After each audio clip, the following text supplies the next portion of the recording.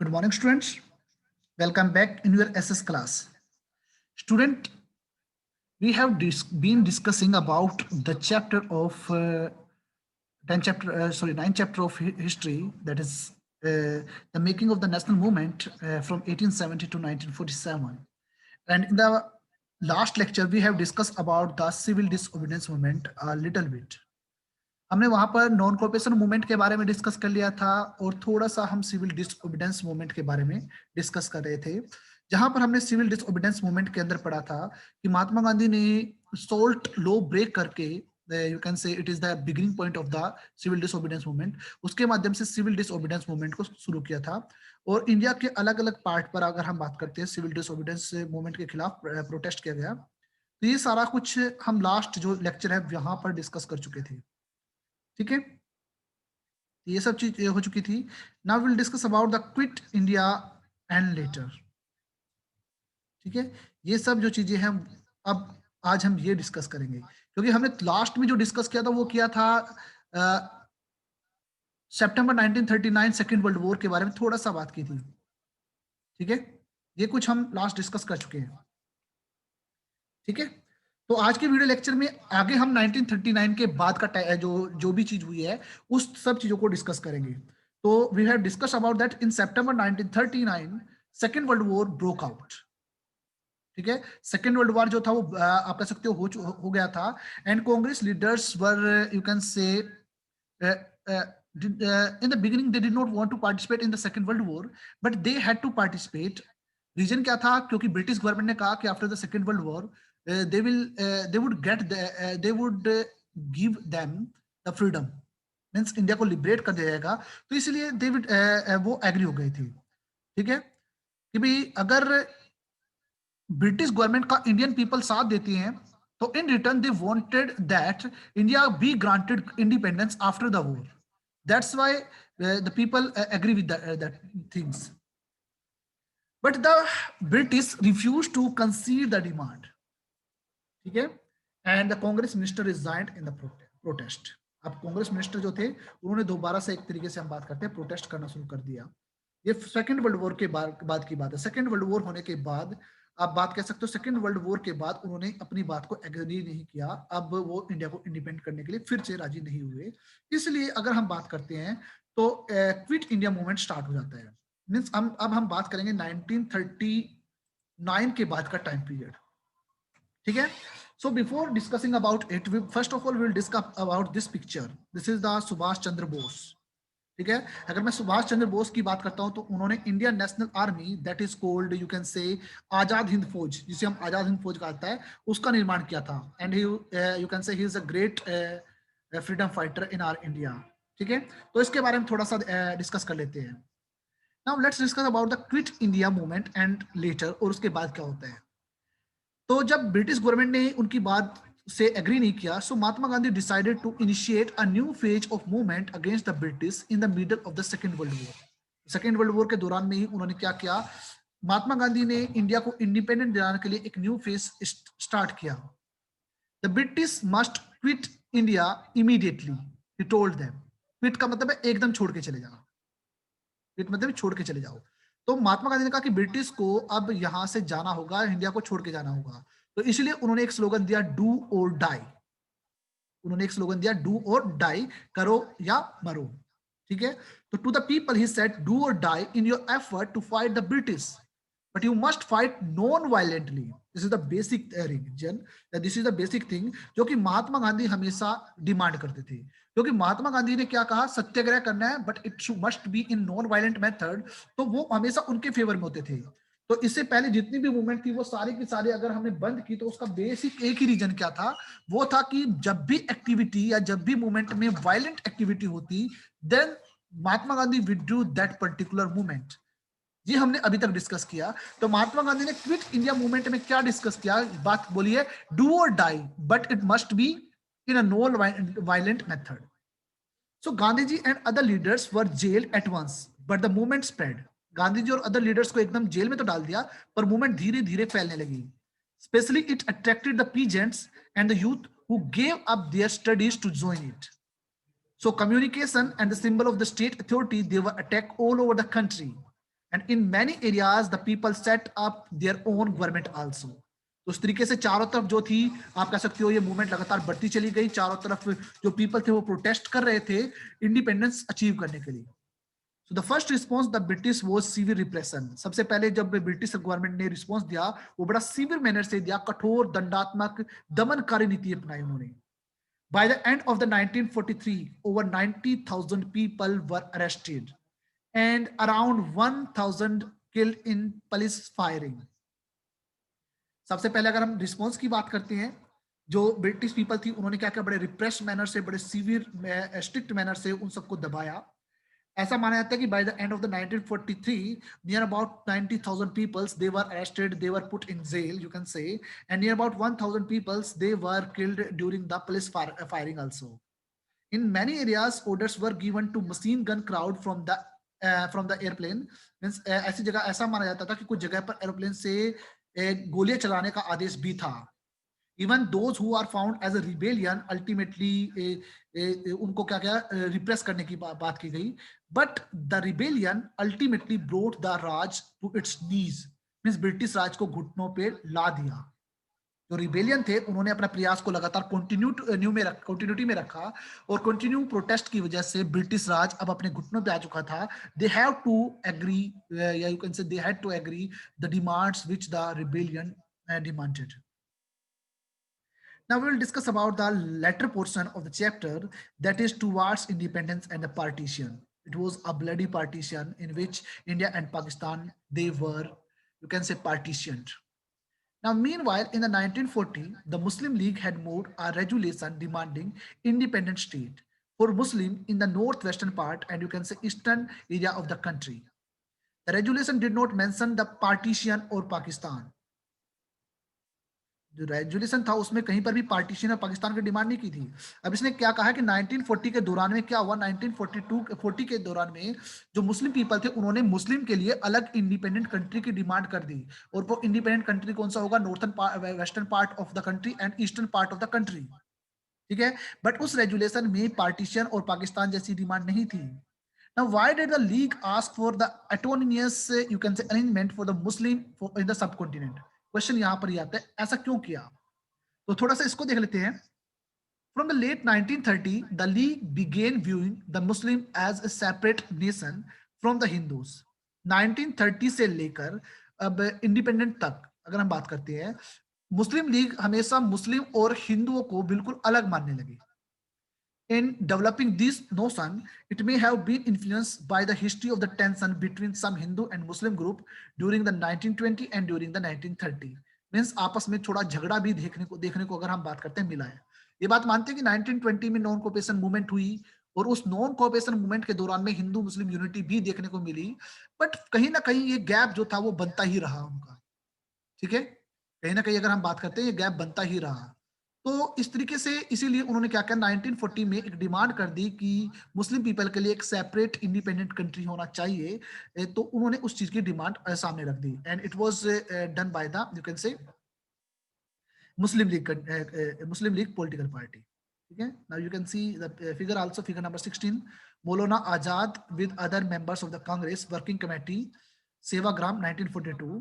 ठीक है, ये मौलाना आजाद की बात है. यहाँ पर दूसरा देख लेते हैं, चक्रवर्ती राजगोपालचारी है, speaking to the Gandhi ji before the Gandhi Jinnah talks 1944.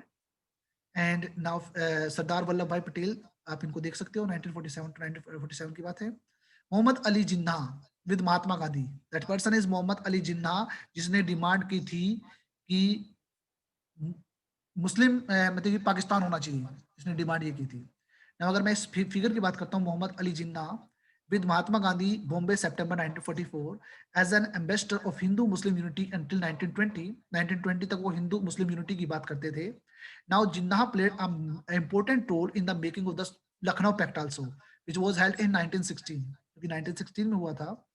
He reorganized the Muslim League after 1934 and became the major spokesperson, it means leader, the demand of the Pakistan. ठीक है, अब देखिए 1920 के दौरान में कहीं ना कहीं हिंदू और मुस्लिम यूनिटी को बढ़ावा देने के लिए महत्वपूर्ण भूमिका निभाई. लखनऊ पैक्ट के जो कि 1916 में हुआ था, उसमें भी इसने महत्वपूर्ण भूमिका निभाई। बट 1934 में मुस्लिम लीग के एक मुख्य नेता बन गए, और सबसे बड़ी जो डिमांड थी कि पाकिस्तान होना चाहिए, वो डिमांड मोहम्मद अली जिन्ना ने रखी थी। That person is Mohammad Ali Jinnah, जिसने इसकी डिमांड रखी थी। ठीक है, ये जवाहरलाल नेहरू और महात्मा गांधी आप देख चुके हैं।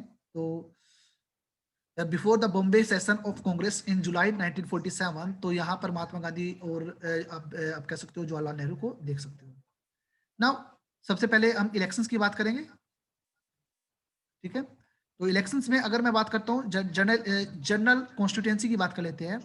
Election district with no reservation for any religion or any other community, that is called general constituency. ठीक है, कि ऐसी इलेक्शन कॉन्स्टिट्यूंसी जहां पर कोई भी रिजर्वेशन प्रोवाइड नहीं की जाएगी, ना ही रिलीजन के आधार पे, ना ही कम्युनिटी के आधार पे। ठीक है, तो हम सबसे लास्ट में क्या कर रहे थे, हमने बात की थी 1930 टू 1920 के टाइम पीरियड की बात की थी। उसमें हमने देखा कि किस प्रकार से एथनिक टेंशन, या आप कह सकते हो किस प्रकार से मुस्लिम और हिंदू के बीच में गैप बनता जा रहा था। इन सब चीजों को हम डिस्कस कर चुके थे। So more importantly, the provincial election of 1937 seemed to have convinced the League that Muslims were a minority and they would always have to play a second fiddle in any democratic structure. 1937 के अंदर जब provincial election हुए, उसके अंदर जो मुस्लिम league थी वो इस बात से कन्विंस हो गई कि Muslim were the minority in the country. ठीक है, और वो हमेशा सेकंड रोल निभाएंगे इस के अंदर, हिंदू फर्स्ट रहेंगे। तो it fear that Muslim may even go unrepresented, means उनको डर था कि मुस्लिम का रिप्रेजेंटेशन तो कोई करेगा ही नहीं। The Congress rejection of the League desire to form a joint Congress League government in the United Province in 1937 annoyed the League। और उसके बाद 1937 के अंदर जब कांग्रेस ने लीग को ज्वाइन करने से इनकार कर दिया, मीन्स इन दोनों का ज्वाइंट सेशन ना हो, तो उस वजह से वो और ज्यादा गुस्सा हो गई। मीन्स अब उनको क्लियरली क्या लगने लगा कि मुस्लिम people they were in minority, वो तो माइनॉरिटी के अंदर है। ठीक है, so the Congress failure to mobilize the Muslim masses in 1930 allowed the League to widen its social support। अब 1930 में मुस्लिम पीपल की सपोर्ट उन्हें बहुत कम मिली थी, इसीलिए क्या हुआ, अब मुस्लिम लीग अपनी पॉपुलैरिटी को इंक्रीज करने लगे। अब मुस्लिम पीपल अपनी बारे में, मींस मुस्लिम लीग की बातें अलग होने लगी। It's out to enlarge its support in the early 1940 when most Congress leaders were in jail। और 1940 के दौरान में, क्योंकि मैक्सिमम कांग्रेस पॉलिटिकल पार्टी क्या कर रही थी, किसी ना किसी प्रकार का प्रोटेस्ट कर रही थी, तो मैक्सिमम इनके मेंबर जो थे वो जेल में थे। इसलिए 1940 के दौरान में मुस्लिम लीग आप कह सकते हो अपनी पीक पे पहुंच चुकी थी। And at the end of the second world war, that is in 1945, the British opened negotiation between the Congress and the League and themselves for the independence of India।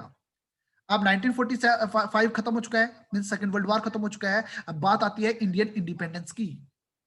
ठीक है, अब ब्रिटिश ने क्या क्या नेगोशिएशन ओपन कर दिया, भाई Congress league और वो मुस्लिम लीग, कांग्रेस और इंडिपेंडेंस की बात जो करनी है करो, हमें आपसे कोई मतलब नहीं है, आप अपने अकॉर्डिंग ही कीजिए।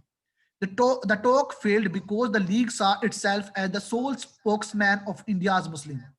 अब इसके अंदर जब इंडिपेंडेंस की बात की जा रही थी कि भाई इंडियन सब कॉन्टिनेंट को, मींस हिंदुस्तान के रूप में स्वतंत्र कराया जाए, मुस्लिम लीग इस बात से एग्री नहीं हुई। मुस्लिम लीग ने कहा we are the representative of the Muslims, वो अपने आप को ये मानते थे, तो वो हमेशा कुछ ना कुछ इस प्रकार की बात करते थे। So the Congress could not accept the claim since a large number of Muslim still supported it. ठीक है, अब कांग्रेस उस बात को एक्सेप्ट करने के लिए नहीं थी। उन्होंने क्लेम किया कि अगर हम बात करते हैं कांग्रेस को केवल आप हिंदू ही आप कह सकते हो सपोर्ट नहीं करते, अ large number of population of you can say Muslim also जो कि इनको सपोर्ट करते हैं। ये अगर हम बात करते हैं उस वक्त 1945 के दौरान में जो महात्मा गांधी थे वो इस बात को कहते थे।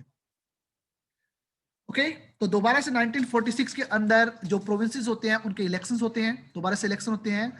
And the Congress did well in the general constituency but the league success in the seats reserve for Muslim was spectacular, you can से अमेजिंग, यू कैन से।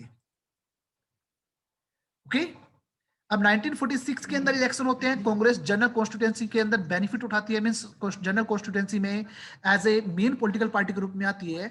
बट जिन एरियाज के अंदर रिजर्व सीट्स होती है वहां पर भी मुस्लिम जो पॉलिटिकल मुस्लिम लीग जो है वो इंपॉर्टेंट रोल निभाती है। Now it persisted with its demand for Pakistan. अब मुस्लिम लीग ने एक ही डिमांड रखी, Pakistan must be there. So in March 1946, the British cabinet sent a 3-member mission to Delhi to examine this demand and to suggest a suitable political framework for a free India.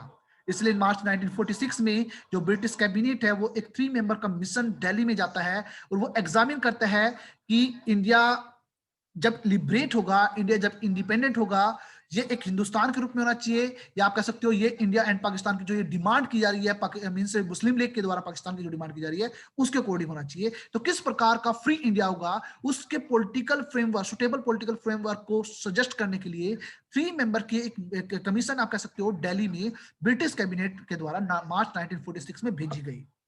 Okay students, तो इस तरीके से देख लीजिए कि अगर हम बात करते हैं मुस्लिम लीग कॉन्टिन्यूटी में डिमांड क्या कर रही है, पाकिस्तान की डिमांड करती जा रही है. Now this mission suggested that India should remain United and constitute itself as a loose confederation with some autonomy for the Muslim majority areas. But it could not get the Congress and the Muslim League to agree to the specific detail of the proposal. So the partition now became more and less inevitable. Now question यहीं पर ये आ गया. उन्होंने, आप देख सकते हो, उन्होंने अपनी रिपोर्ट दी. रिपोर्ट के अंदर उसने कहा है कि कुछ ऐसे areas, India must be single country की डिमांड की गई. उन्होंने कहा कि कुछ ऐसे एरियाज है जहां पर कांग्रेस 100% जीत चुकी है, बट कुछ ऐसे एरियाज है जहां पर मुस्लिम मेजोरिटी रहती है, वहां पर मुस्लिम लीग है. तो उनके द्वारा जो सजेशन दिए गए ना तो कांग्रेस ने माने और ना ही मुस्लिम लीग ने माने. क्वेश्चन यहां पर फिर पार्टीशन कहा गया और पार्टीशन अब इनएविटेबल हो गया, मींस जिसे ना रोका जा सके, जो संभव ही है, मींस पार्टीशन डिसाइड हो चुका था. Now after the failure of the cabinet mission जो कि 1946 में आया था, the Muslim League decided on mass agitation for winning a Pakistan demand. ठीक है, it announce 16 August 1946 as direct action day. 16 अगस्त 1946 को as a direct action day माना गया. And on this day riots broke out in Calcutta because in you can say in West Bengal, in the Bengal regions there is a majority of Muslim community. तो वहां पर आप कह सकते हो दंगे होने लगे. ठीक है, and it was done in Calcutta and it was the 16 August 1947 and this is consider as a direct action day, जो कि क्या था, मुस्लिम लीग ने पाकिस्तान की डिमांड के लिए किया था. ठीक है, जहां पर हजारों की संख्या में मारे गए. सो बाय मार्च 1947 जो ये वायलेंस था इंडिया के केवल उस पार्ट तक नहीं सीमित रहा, बल्कि पूरे नॉर्थन इंडिया में आ चुका था, जहां पर हजारों की संख्या में व्यक्ति मारे गए. न्यूमेरिस जो वीमेन थी, उन आप कह सकते हो वो भी मारी गई. They face untold brutalities during the partition also. Million of the peoples they were forced to flee their homes also. ठीक है, तो इस तरीके से आप देख सकते हो हजारों की संख्या में जो व्यक्ति थे वो होमलेस हो चुके थे, वो अपने घर को छोड़कर उनको भागना पड़ा. They had to take the shelter in the refugee centres. ठीक है, एज ए रेफ्यूजी जो लैंड्स थे वहां पर उनको सेंटर में रहना पड़ा. अब पार्टीशन की डिमांड बिल्कुल आप कह सकते हो बढ़ चुकी थी. So partition also mean that India change, many of its cities change and a new country that is called Pakistan it was born. अगर अब पार्टीशन का मतलब क्या हो गया, पार्टीशन का मतलब था इंडिया का जो फिगर है वो टोटली चेंज हो जाएगा, नई सिटीज सामने आएंगी, एक नया कंट्री सामने आएगा, और पुराने जो आप कह सकते हो हिस्सा था या पुराना जो इंडिया था वो चेंज होगा. So the joy of our country independence from the British rule came mixed with the pain and violence of the partition. और अगर हम बात करते हैं इंडिया की इंडिपेंडेंस की, वो अपने आप ही नहीं आया, बल्कि अपने साथ एक नया चीज लेके आया, वो था ब्लडी पार्टीशन, जिससे हजारों की संख्या में व्यक्ति मारे गए. और आप इसे कह सकते हो आप एक पेनफुल एंड वायलेंट पार्टीशन अपने साथ जो हमारा इंडिपेंडेंस डे था ये भी लेके आया था. तो ये चीज थी हमारी इंडियन इंडिपेंडेंस की. The chapter is over and 15 August 1947 we got independence, and that's why 15 August is celebrated as Independence Day in our country. ठीक है, चैप्टर आपका ओवर हो चुका है आज के वीडियो लेक्चर में, काफी इतना ही. ठीक है, आई होप आपको टोटल 1870 से लेकर 1947 तक का जो टाइम पीरियड है उसके बारे में देख लीजिए कि किस प्रकार से इंडिया के अंदर डिफरेंट मूवमेंट्स चलाई गई, उन मूवमेंट के माध्यम से किस प्रकार से स्वराज की डिमांड जो कि महात्मा गांधी की थी, ठीक है, उस डिमांड को अचीव किया और किस प्रकार से इंडिया इंडिपेंडेंट हुआ. बट एक खुशी थी इंडिपेंडेंस की, पर उस खुशी के साथ एक ब्लडी पार्टीशन भी हुआ जिसमें हजारों की संख्या में व्यक्ति मारे गए थे. So I hope students everything is clear to all of you. So I'll see you in the next video. Thank you. Have a nice